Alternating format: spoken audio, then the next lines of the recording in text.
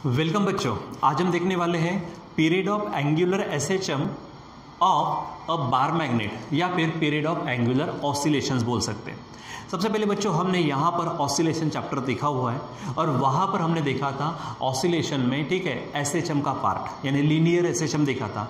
अगर आपको याद होगा तो लीनियर एसएचएम, ठीक है।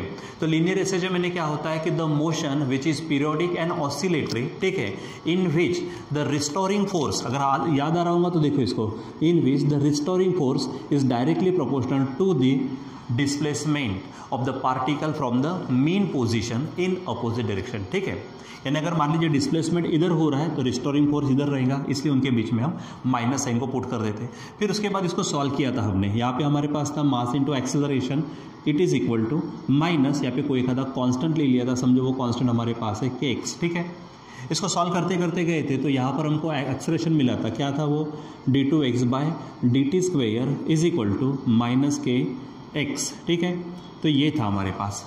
आगे बढ़ते हैं, अगर ये हमको उधर ट्रांसफर कर दो तो d2x by dt square is equal to minus K by M X हो, ठीक है। अब यहाँ पर मास हमारा क्या रहता, कांस्टेंट रहता, और के ऑलरेडी कांस्टेंट है, तो ये जो पोर्शन है ये कांस्टेंट का भाग हो गया, इसलिए यहाँ पर हम फिर इस नतीजे पर पहुंचे थे, ठीक है, कि d2x बाय dt स्क्वेयर मतलब acceleration it is directly proportional to the displacement. अगर ये पोर्शन, अगर ये चीज़ अगर मिल जाती है, कोई भी मोशन हो, ठीक है, तो कोई भी मोशन वो, अगर वो मोशन इस चीज़ को फॉलो करते हैं, कौन सा, कि एक्सेलरेशन प्रोपोर्शनल टू डिस्प्लेसमेंट, ठीक है, इन अपोजिट डायरेक्शन में, तो वो मोशन क्या होती है, हमारी एसएचएम होती है, यानी हम उसको सिंपल हार्मोनिक मोशन बोलते हैं। अब लीनियर मैनर में, ठीक है, तो लीनियर सिंपल हार्मोनिक मोशन, अगर रोटेशन वगैरह हो रहा है तो वहाँ पर उसको हम एंगुलर एसएचएम कहते हैं, ठीक है।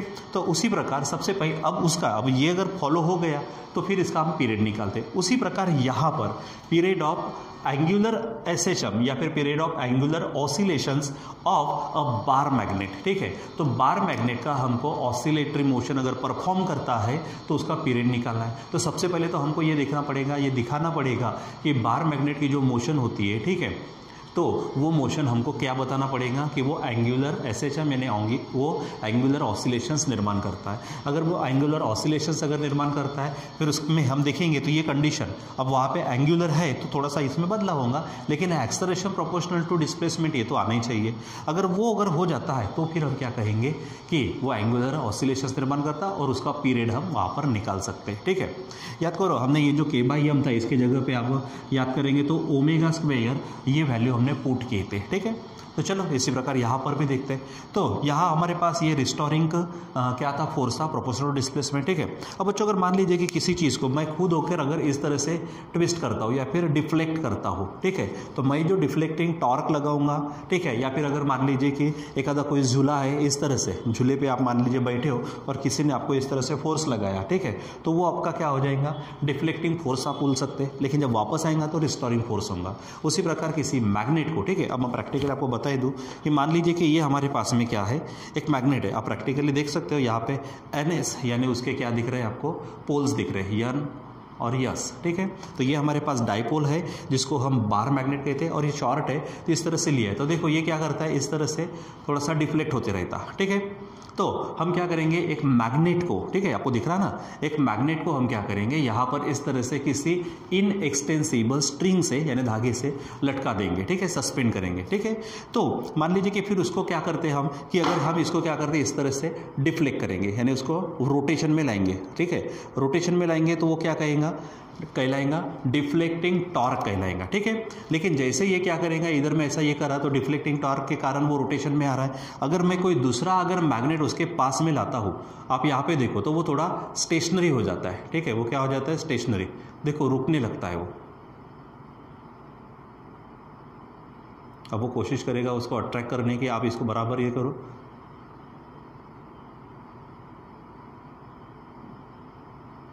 देखो रुक गया ये, ठीक है, और छोड़ दो तो वो क्या हो जाएगा, फिर डिफ्लेक्ट होना शुरू हो जाता, ठीक है, यानी रोटेशन में आना शुरू होता। तो यहाँ पर अगर हम इसके पास में लाते तो देखो रुका हुआ है, रुका हुआ नज़र आ रहा आपको, ठीक है, और ये करो तो अभी क्या हो रहा है, वो रोटेशन जैसा डिफ्लेक्शन बताता है यहाँ पर, ठीक है। इस तरह से डिफ्लेक्शन बता रहा, जैसे कि दूसरा मैग्नेट अगर उसके पास लाओ तो वो क्या होने की कोशिश करता है, रुकने की, यानी क्या होता है, वो स्टेशनरी बन जाता है। यानी सिंपल ये कहना है कि एक आधा बार मैग्नेट हमने क्या किया, सस्पेंड कर दिया, तो वो क्या होगा, रोटेशन में आ जाता। रोटेशन में आएगा मतलब उसके ऊपर डिफ्लेक्टिंग टॉर्क निर्माण होगा और डिफ्लेक्टिंग टॉर्क होगा। लेकिन जैसे मैं दूसरा मैग्नेट अगर उसके पास में लाता हूँ तो वो क्या होता है, स्टेशनरी होता है। तो स्टेशनरी कब होगा, जैसे अगर मान लीजिए कि हमारे पास में ये इधर में ऐसा जा रहा है, मतलब डिफ्लेक्ट हो रहा है, रोटेशन में आ रहा है, तो डिफ्लेक्टिंग टॉर्क इस साइड में रहेगा। जैसे मैग्नेट अगर ला लिया जाए, ठीक है, तो वो क्या हो रहा है कि वापस अपनी स्थिति में स्टेशनरी हो रहा है, मतलब दूसरा उल्टा उसके ऊपर में टॉर्क लगेगा, जिसको हम रिस्टोरिंग टॉर्क बोलेंगे। तो एक हमारे पास क्या होगा, डिफ्लेक्टिंग टॉर्क होगा, ठीक है, और एक उल्टा पे क्या होगा, रिस्टोरिंग टॉर्क होगा। दोनों की डायरेक्शन अलग अलग होंगी, ठीक है। और वो स्टेशनरी तभी हो पाएगा जब हमारा डिफ्लेक्टिंग टॉर्क और रिस्टोरिंग टॉर्क क्या होगा, ये इक्विलिब्रियम में होंगे, ठीक है।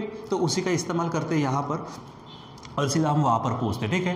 तो यहाँ पर मैग्नेट रिस्टोरिंग टॉर्क के कारण, ठीक है, रिस्टोरिंग टॉर्क किसके, दूसरे मैग्नेट के कारण, ठीक है, वो क्या होगा, स्टेशनरी कंडीशन में आ जाएगा, यानी ठीक है, वो स्टेबल इसमें आएगा। उसको हटा दो तो फिर वो क्या होगा, डिफ्लेक्ट होने लगता है। मतलब डिफ्लेक्टिंग टॉर्क किसके इक्वल हो गया, उसका मैग्नीट्यूड किसके इक्वल हो जाएगा, हमारे रिस्टोरिंग। और दोनों में अगर डायरेक्शन बात करेंगे तो रिस्टोरिंग टॉर्क मान लीजिए कि डिफ्लेक्टिंग टॉर्क इधर है तो रिस्टोरिंग टॉर्क उल्टा होगा, ठीक है। तो यहाँ पर हम सिंपली क्या कहेंगे, हियर द डिफ्लेक्टिंग टॉर्क, क्या कहूँगा मैं यहाँ पर, deflecting torque it is equal to restoring torque, या फिर मैं थोड़ा सा वर्ड्स लिख देता हूँ यहाँ पर, deflecting torque is equal to restoring torque, ठीक है। तो यहाँ पर deflecting torque is equal to क्या कहेंगे हम, रिस्टोरिंग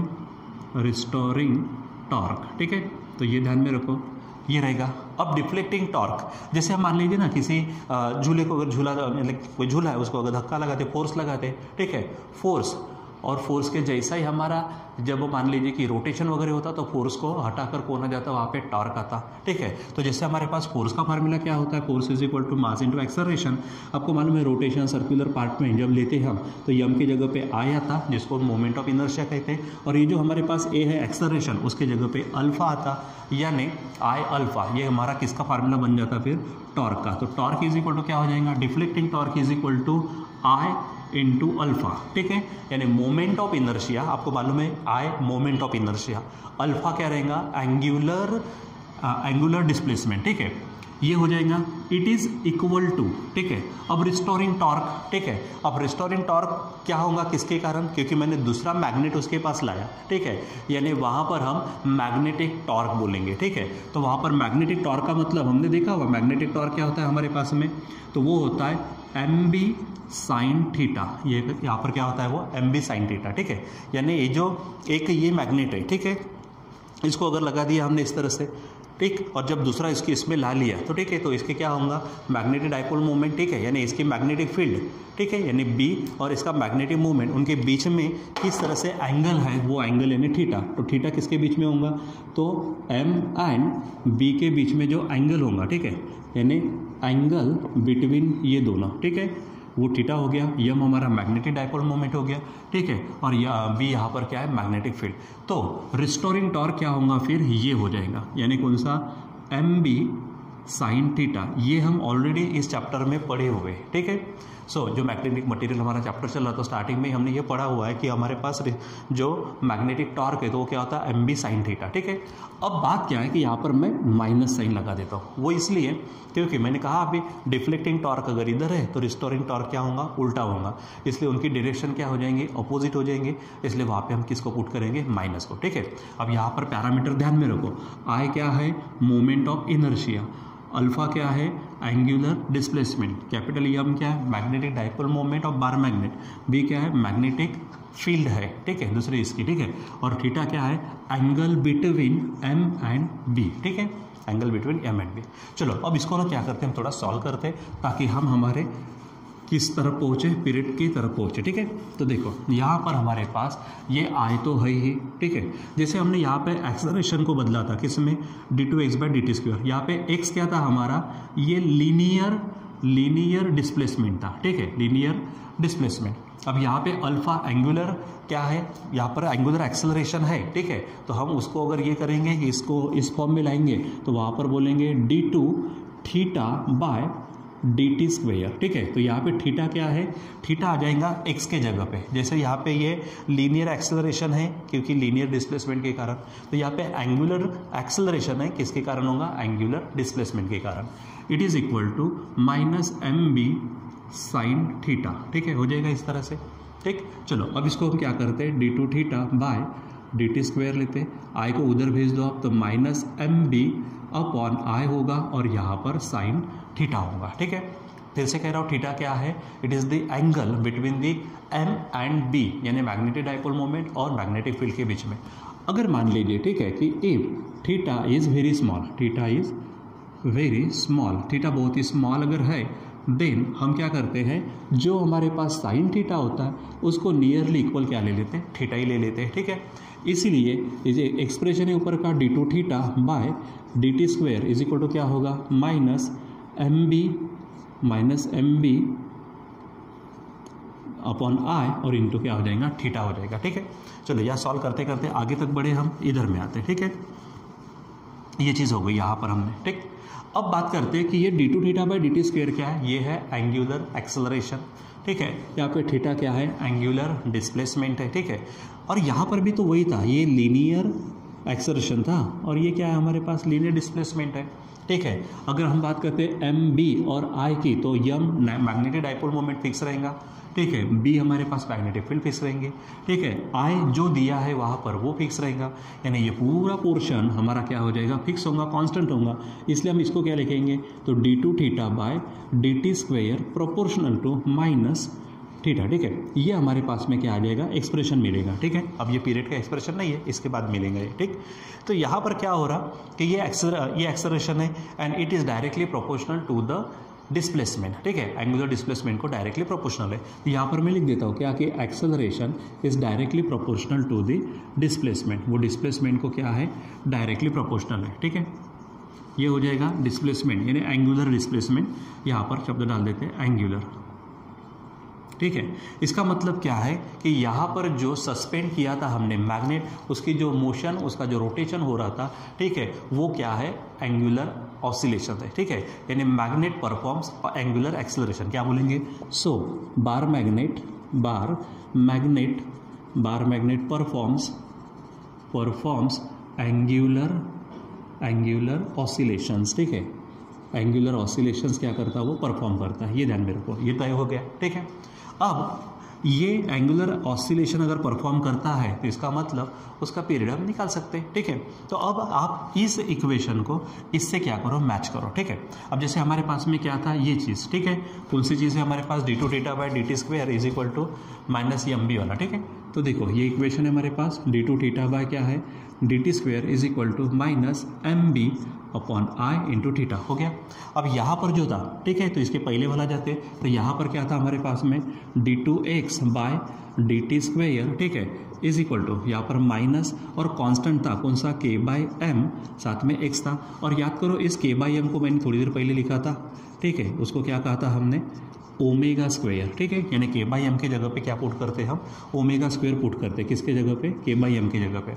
अब ये हमारे लिए क्या है, लीनियर एसएचएम के लिए, और ये हमारे लिए क्या है, एंगुलर एसएचएम के लिए, ठीक है। तो अब आप क्या करो, एसएचएम ऑसिलेशंस बोल सकते हैं, ठीक है। तो यहाँ पर ये जो D two theta by D T square है, ये एंगुलर एक्सेलरेशन, ये लीनियर एक्सेलरेशन, यहाँ पर थीटा एंगुलर डिस्प्लेसमेंट, ये लीनियर डिस्प्लेसमेंट, ठीक है। इसका मतलब ये जो चीज़ है, ठीक है, ये इससे क्या हो रही, मैच हो रही, माइनस में को छोड़ दो तो बचेगा कौन हमारे पास, ये जो ओमेगा स्क्वायर है ये बन जाएगा हमारा एम बी बाय आई, ठीक है। ये क्या बनेगा हमारा एम बी बाय आई, ये कैपिटल एम ध्यान में रखो, ठीक है। सो यहाँ से हमको क्या मिलेगा, कंपेयर अगर करते हैं, यानी सिंपल बोलेंगे क्या कि angular SHM is analogous to, ठीक है, या फिर सिमिलर टू लीनियर एसएचएम, ठीक है। तो यहाँ पर ओमेगा स्क्वायर किसके जगह पे आ जाएगा, एम बी बाय आई के जगह पे। तो यहाँ पर हम लिखेंगे omega square is equal to M B by I हो जाएगा, ठीक है। और इसीलिए ओमेगा इज इक्वल टू क्या होगा, रूट ऑफ, क्योंकि स्क्वायर जाएगा तो रूट आएगा, एम बी बाय आई। और आपको मालूम है ओमेगा क्या होता है, एंगुलर वेलोसिटी। अब एंगुलर वेलोसिटी ओमेगा का फार्मूला आपको मालूम है क्या होता है, ठीक है। तो T 2 pi by capital T, यानी टी यहाँ पर पीरियड है, तो यहाँ पर क्या लिखते हैं हम, ओमेगा के जगह पे 2 pi by capital T is equal to root of M B by I हो जाएगा। ठीक है, अब इसको अगर सॉल्व करते हैं, ठीक है, इसको हटा देता मैं यहाँ पर। ठीक, तो ये टी चाहिए, देखो हमको क्या चाहिए, period of angular oscillation of bar magnet, यानी टी चाहिए।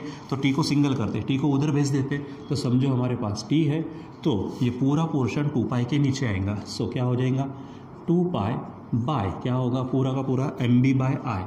आप इसको सॉल्व करो, एम बी बाय आई मिलेगा। और फाइनली जो period of S H M है, ठीक है, यहाँ पे पीरियड ऑफ एंगुलर ऑसिलेशन है, वो क्या बन जाएगा, ये 2 पाई, आप ये नीचे में तो इसको पलटा दीजिए, तो ये बन जाएगा आपका आई बाय एम बी। ठीक है, यानी यहाँ पर this will be the period of angular oscillation of bar magnet. ठीक है, period of angular oscillation of bar magnet, ये छोटा सा हमारा टॉपिक बचा हुआ था। ठीक है, बाकी तो हमने इस में जो भी आपके टेक्स्ट बुक में जो भी टॉपिक्स है हमने उसको कवर किए थे। ठीक है, वो हमारा हो गया था और ये टॉपिक थोड़ा सा हमारा बाकी था। तो यहाँ पर देखो क्या था हमारे पास में, period of angular oscillation of bar magnet. तो उसके लिए हमारे पास ध्यान में क्या रखना है हमको, ठीक है, सिंपल एक बार मैग्नेट को सस्पेंड किया, वो रोटेशन निर्माण करेगा, उसके पास कोई दूसरा मैग्नेट लाया तो सिंपल क्या होगा, वो स्टेशनरी मोड में आ जाएगा। स्टेशनरी मोड में कब होगा, वो तब होगा जब डिफ्लेक्टिंग टॉर्क और रिस्टोरिंग टॉर्क क्या होगा, सेम होगा। डिफ्लेक्टिंग टॉर्क का फार्मूला, रिस्टोरिंग टॉर्क का फार्मूला, पैरामीटर जो भी है सॉल्व करते करते गए, तो फाइनली हमको क्या मिलेगा, पीरियड का फार्मूला बन जाएगा आपके पास में 2 pi under root I by M B. I angular I हमारे पास मोमेंट ऑफ इनर्शिया, एम यहाँ पर क्या है मैग्नेटिक डाइपोल मोमेंट, ठीक है, और बी क्या है मैग्नेटिक फील्ड। ठीक है, तो ये सब चीज़ें जो भी होती है बच्चों, तो वो बराबर आप सिंपली क्या कर सकते हो, अच्छे से इसको आप समझो। अब क्या होता है कि कोई भी एक आधी चीज़ समझने के लिए हो सकता, मैं बहुत बार पहले भी कह चुका हूँ, फिर अभी कहता हूँ, कोई भी अगर विद्यार्थी डायरेक्ट आके इस क्लास को अटेंड करेगा, ठीक है, और इसके वाले कोई क्लास उसने किए ही नहीं है, ठीक है, ना उसको ऑसिलेशन चैप्टर में क्या हुआ वो मालूम है, उसके बाद में ना उसको रिस्टोरिंग टॉर्क यानी मैग्नेटिक टॉर्क निर्माण कैसे हुआ, कितना हुआ वो नहीं मालूम है, और डायरेक्ट बोलेगा कि सर ये कैसे आया, कहाँ से आया, हमको नहीं समझा, ठीक है, हम आपका क्लास नहीं करते। भाई मत करो, कोई फ़र्क नहीं पड़ता, लेकिन बात ये है कि जब तक आपका बेस अच्छा नहीं रहेगा, जब तक आपका बेसिक कंसेप्ट अगर अच्छे नहीं है, तो आपको क्या ज़रूरी है कि ये समझेगा, कोई भी टीचर रहे, कोई भी नहीं समझा पाएगा भाई। चलो ठीक है, कोई आपको साइड में एक्स्ट्रा के पॉइंट्स बता कर समझा भी देगा, उतने पल के लिए समझेंगे, लेकिन आप अगर पहले से वो सब चीज़ें अगर जानते हो, तो क्या है टॉर्क, क्या है अल्फा, क्या है आई, क्या है यम, क्या है बी, क्या है रिस्टोरिंग टॉर्क, डिफ्लेक्टिंग टॉर्क क्या है, ठीक है, अगर वो इक्विलिब्रियम कंडीशन में है तो एक्चुअली क्या होगा वहाँ पर, उसका साइन क्यों माइनस में लिया आपने, ये सब छोटी मोटी चीज़ें जब तक आपको मालूम नहीं रहती, ठीक है, यानी इसके पहले वाला आज का क्लास पढ़ने के पहले, इसके पहले जो भी हुआ वो अगर मालूम नहीं रहता तो भाई आप क्या कर सकेंगे, ठीक है। तो इसलिए ध्यान में रखो, अच्छा नॉलेज लो, ठीक है, हर चीज़ के लिए। देखो पहले ना मैं इसके ऊपर बाद में एक आधा जनरल वीडियो बनाने वाला हूँ, ठीक है, पहले जो हमारी बेसिक नीड्स थी और आज की हमारी बेसिक नीड्स बदल चुके हैं, इसके ऊपर जरूर बनाऊंगा ताकि वो आपको थोड़ा सा हेल्प कर सके, ठीक है। लेकिन बस इतना तो ध्यान में रखो कि जब तक आप अपना स्ट्रक्चर जो बेसिक स्ट्रक्चर है वो स्ट्रॉन्ग नहीं बनाते, आप उसके ऊपर अच्छी इमारत तैयार नहीं कर सकते। तो बस इसके लिए बस इतना ही कहूँगा कि जो भी स्टडीज़ आपकी अभी तक हुई है उसको स्ट्रॉन्ग बना के रखो, ठीक है, उसको अच्छे से करके रखो, तब जाके आपको क्या होगा, यहाँ पर अच्छे से जो भी टॉपिक नए टॉपिक आते जाएंगे वो किसी न किसी पुराने टॉपिक से तो रिलेटेड होंगे भाई, तो आप वो काम करिए, ठीक है, अच्छे से बेसिक वगैरह जो भी है अच्छे से पूरे के पूरे क्लास करिए। मुझे मालूम है कुछ विद्यार्थी हमारे क्लास नहीं कर रहे हैं, ठीक है, उनको आज नहीं लगता, आज कुछ महसूस नहीं होगा बच्चों, आपको महसूस तब होगा जब यहाँ से कुछ साल बाद आपको नॉलेज नहीं रहेगा, ठीक है, और आप उस समय में कुछ नया करने की कोशिश करेंगे, चाहे आप गवर्नमेंट जॉब के लिए अप्लाई करो, चाहे आप प्राइवेट कंपनी में अप्लाई करो, चाहे खुद का स्टार्टअप, खुद का कोई छोटा मोटा बिजनेस चालू करने की कोशिश करो, कुछ भी करो, ठीक है। तो वहाँ पर अगर आपको मान लीजिए किसी फील्ड का नॉलेज नहीं है तो उस फील्ड में आप अच्छा नहीं कर सकते, चाहे वो एजुकेशन फील्ड हो चाहे वो अदर फील्ड्स हो, कोई फर्क नहीं पड़ता। नॉलेज इज़ द पावर, ठीक है, तो पहले आप क्या करो, नॉलेज लो, और नॉलेज एक दिन में नहीं मिलता और एकदम से नहीं मिलता, वो थोड़ा थोड़ा बनाते चलना पड़ता है, ठीक है। सो आई होप कि मुझे क्या कहना है आपको समझ रहा है, ठीक है। आपका बेसिक स्ट्रांग रखो और हर दिन में स्टडीज़ करो, बहुत समय हमारे पास में, आप पूरे समय का इस्तेमाल करो, ठीक है बच्चों। तो अभी हम यहाँ पे रुक जाते हैं, ठीक है, बाकी जो भी इसके बाद में लेना है हमको वो हम कंटिन्यू करेंगे बाद में। Till then bye.